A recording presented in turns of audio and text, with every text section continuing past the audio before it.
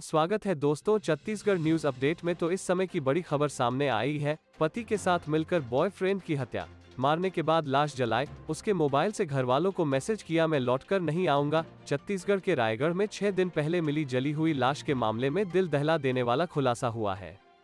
दरअसल युवक की हत्या कोई और नहीं बल्कि उसकी प्रेमिका ने की थी। प्रेमिका ने अपने पति और भाई के साथ मिलकर युवक को मारा था। इसके बाद परिजनों को गुमराह करने के लिए उसके फोन से मैसेज कर दिया कि मैं अब लौटकर नहीं आऊंगा। मामला लैलूंगा थाना क्षेत्र का है।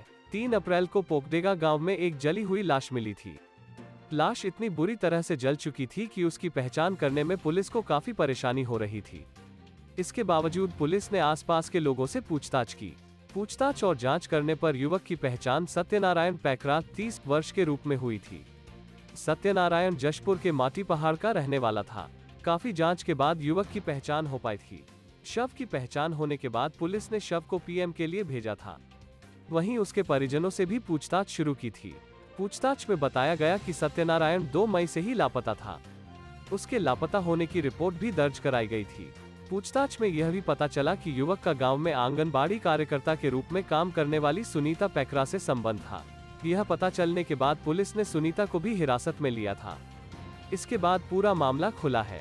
सुनीता ने बताया कि उसने पूरी वारदात को अपने पति रघुनंदन और अपने भाई मदन पैकरा के साथ मिलकर अंजाम दिया है।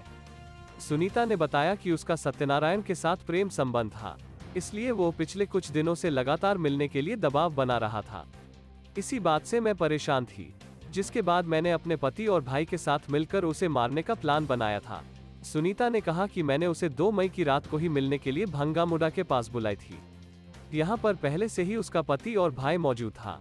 उसने बताया कि वो जैसे ही मौके पर पहुंचा, उसके पति और भाई ने मिलकर उसे डंडे से पीट कर मार डाला। मारने के बाद उसके शव को बाइक में रखकर रायगढ़ के पोकदेगा गांव ले गए। वहां उसके शव को पेट्रोल से जला दिया गया। जांच करने पर यह भी पता चला कि युवक की हत्या 2 मई को हुई थी। इसके बाद 3 मई को सुनीता के पति ने ही सत्यनारायण के मंगेतर को फोन पर मैसेज भेजा था। सत्यनारायण की कुछ दिन में शादी होने वाली थी। मैसेज में ये लिखकर भेजा गया कि जीवन में कुछ ऐसा कर दिया है कि वो शक्ल नहीं दिखा सकता, वो अपने आप को सजा देगा। मैसेज में यह भी लिखा गया कि मैं अब लौटकर नहीं आऊंगा। पुलिस ने इस केस में आरोपी महिला और उसके भाई को गिरफ्तार कर लिया है। वहीं इस केस में आरोपी महिला का पति फरार है, जिसकी तलाश जारी है। पुलिस ने सोमवार को पूरे मामले का खुलासा किया है।